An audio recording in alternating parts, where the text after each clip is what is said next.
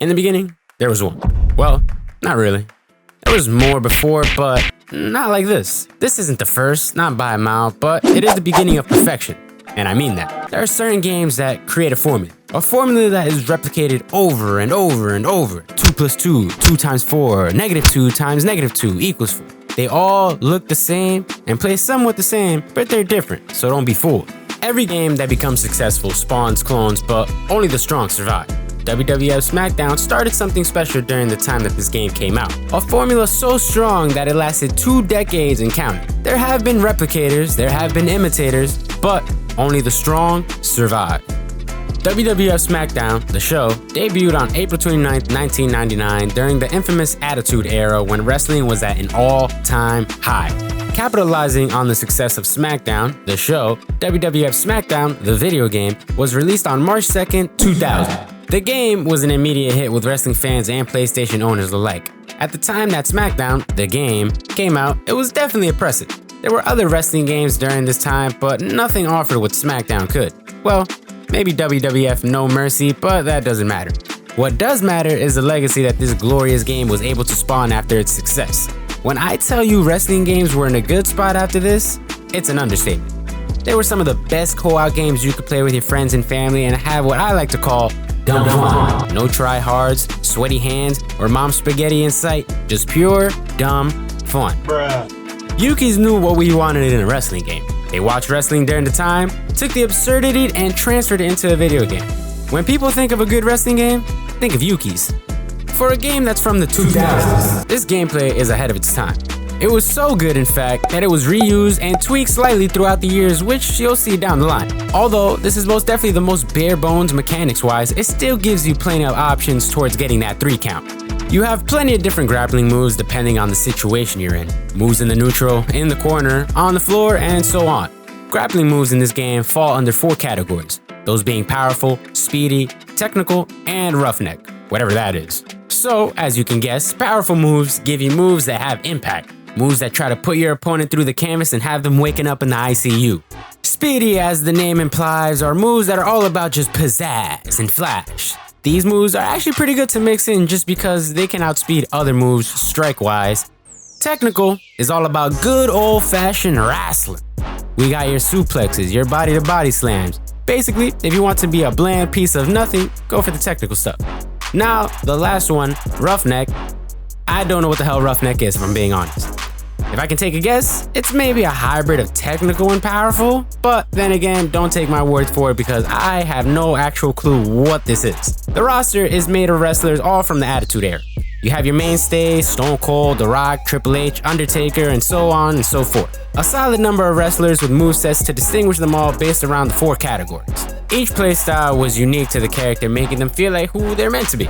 Big boys got big moves, small boys got small moves, and you know what? It feels right. There are a total of 12 different match types in this game, going from a simple match to a steel cage with some others thrown in the mix. Some matches are left out, such as Hell in a Cell and ladder matches, but that takes nothing away from the game at all. My favorite being Falls Count anyway. You still have a good enough mix-up of matches to keep the gameplay fun. Most of the game is wrestling, obviously, but there's still ways to spice up the game whenever you just want a little bit of a different experience. Like, create a pay-per-view. But let's be honest, who cares? We're here to wrestle, not watch others wrestle. I came to be the man, not watch the man. I want to be the champ. Well, if that's the case, step on over here and we'll create a one-of-one rendition of you in the WWF.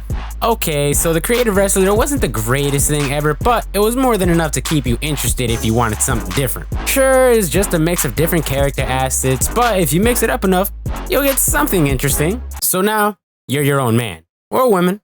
What will you do? You become a champ. That's what you do. There are a total of 6 titles to challenge for if you want to be someone in this business. But you have to work for it. Every title, excluding the tag titles and women's titles, require you to have a certain ranking in the company. Work your way up, and maybe, just maybe, you'll get that title shot. So how do I earn my right to challenge for a title? In WWF Smackdown, there's 2 story modes if you want to call them that. There's a preseason and a regular season. Each season is 12 matches, and in order to play in regular season with your created wrestler, you had to complete the preseason.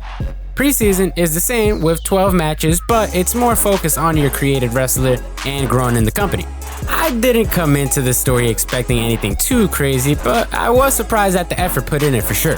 Throughout the playthrough, you will be treated with cutscenes either involving your character or not. Some are dumb and lead to absolutely nothing, but others involve you stepping up to help someone or telling them to f**k off. If you befriend them, you'll be cool with them and they might come out and help you with some matches. If you diss them, you'll have a rival that does absolutely nothing. Watching poorly rendered cutscenes isn't the only reason to play preseason. The main purpose for the preseason is to get your created wrestler ready for the big show, the regular season, and also the wrestler. Throughout the 12 matches, you'll gain skill points in which you can distribute to one of the 4 wrestling categories. The more skilled you are in a category, the more moves you unlock for that style of wrestling. Some matches even offer you upgrades that drastically level up your skills in a category, skipping the process of spending skill points on certain styles. The way to earn skill points seems random, with some matches offering me 12 and others 30 or more. So, maxing out your character doesn't seem possible in one playthrough of preseason. After beating preseason, you're rewarded with The Rock in a sweatsuit and fucking Stevie Richards. Not worth it in my opinion, but hey, maybe the good stuff's in regular season. The regular season is more like a manager mode instead of an actual story mode. Here, you can decide who's going to take part in the roster, check the rankings, title holders, and that's it. You can pick who you want to control during the season, but it doesn't really affect your created character in any way. You can't earn skill points towards upgrading your character anymore, so the only goal here is to get the WWF title, if you haven't done so already. Regular season gets repetitive fast in my opinion. Preseason was enjoyable because there was a beginning and an end. You saw your character growing and it made it fun to keep playing. Regular season is fun for 1 or 2 years in game, but gets bland quick with nothing to look forward to. The matches are preset, so you can't make your own matches, which means you'll be playing the same match a lot of the time. I play the worst match type, a cage match, 5 times back to back to back, and it would have been more if I didn't end up skipping some of these matches. Side note on why I hate cage matches, they take more than 10 minutes per match usually, and the computer's difficulty and strength is fucking tripled. The deck is stacked against you by a wide margin, and I think most, if not all, my losses were because of cage matches. Once you get the WWF title is when the repetition gets even worse. My one and only challenger for the WWF title was Stone Cold Steve Austin. I promise you, not one time, other than a fatal 4-way that Stone Cold was in, did you see anyone else try to take that belt from me. I had 7 matches with Stone Cold back to back. I was praying at some point to see something different, just something. But no, it was me and Stone Cold together forever until death do us part. Season mode sucks, and it should have been an expansion on the preseason. Instead, they focused on the whole roster with not too many things to do after. So, what do you get after completing a whole in-game year in the regular season? You get more characters to create and add on to season mode. Nothing amazing in my opinion, but at least it's something. You get your final reward after the 20th season, but I'm not playing that long to find out what it could be, nor am I interested. The regular season is very bare bones, but it's the first game. Of course, it's not going to feature everything. The only thing they do need to feature is some good fucking wrestling. Wwf Smackdown was a fun time for sure, but it does get boring quick. By no means is it a bad game, not even by a long shot. It just doesn't have anything to keep me around is all. Do you have to check it out? No, not really. The next game in this series is an improvement in every way, shape, or form. And yes, we are talking about WWF Smackdown 2. Know your role. So until then, man, you know what's up. Like, comment, subscribe, do everything. You can follow me on Twitter and Instagram. Yes, that's 2 places. At SBSteve50, alright? So until then, just making sure the color's correct. Cuz, it's simple. If your tea ain't white, you don't get right. Peace.